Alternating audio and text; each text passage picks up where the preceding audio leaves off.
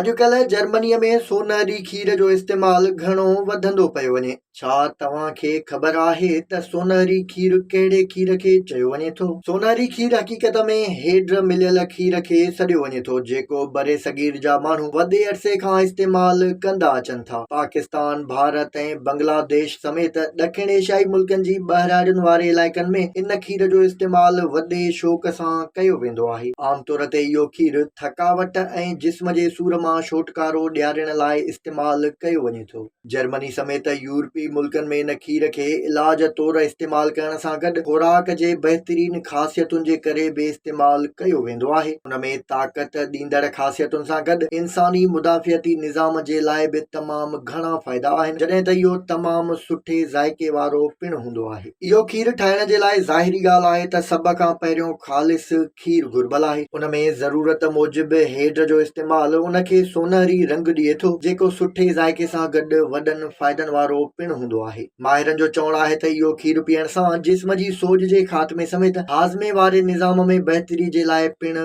फ़ाइदा माणे सघजनि था। इन सोनहरी खीर में हेड सां गॾु सुंढ ऐं दालचीनीअ जो बि इस्तेमालु करे सघिजे थो, जेके पिणु सिहत लाइ इंतिहाई फ़ाइदेमंद शयूं आहिनि। सुंढ ऐं दालचीनी जे इज़ाफ़ी इस्तेमाल सां इन खीर जा जिस्म जी सोज ऐं सूर जे ख़ात्मे समेत ख़ूबसूरती आणण सां गॾु ॿिया बि केतिरा ई फ़ाइदा थियनि था। इहो खीर ख़ासि करे शुगर जे मरीज़नि लाइ इंतिहाई फ़ाइदेमंद खुराक आहे, जंहिंसां न रुॻो रत में शुगर जी सतह खे बरक़रार रखी सघिजे थो, पर दिलि जी बीमारियुनि जा ख़तरा बि घटाए सघजनि था। इन खीर में कारा मिर्च ऐं माखीअ जो इस्तेमालु इन जे ज़ाइके खे अञा बि वधीक बहितर बणाईंदो ऐं फ़ाइदनि खे वधाईंदो आहे। सोनहरी खीर तयारु करण लाइ ख़ालिस खीर में ॼाणायल शयूं मर्ज़ीअ मूजिबि इस्तेमालु करे हल्की बाहि ते रखी छॾियो ऐं उन खे चमचे सां गॾाईंदा रहो। खीर गरम थियण खां पोइ उन खे थधो करे ऐं छाणे इस्तेमालु कजे त इहो अखियुनि जी रोशनी, मादे जे मसइलनि, हाज़मे ऐं आंड्रे जे मसइलनि, ख़ूबसूरती, जिस्म जी थकावट ऐं जिस्म जी सोज समेत ताक़त माणण लाइ तमामु बहितरीन खुराक ऐं इलाज साबित थींदो।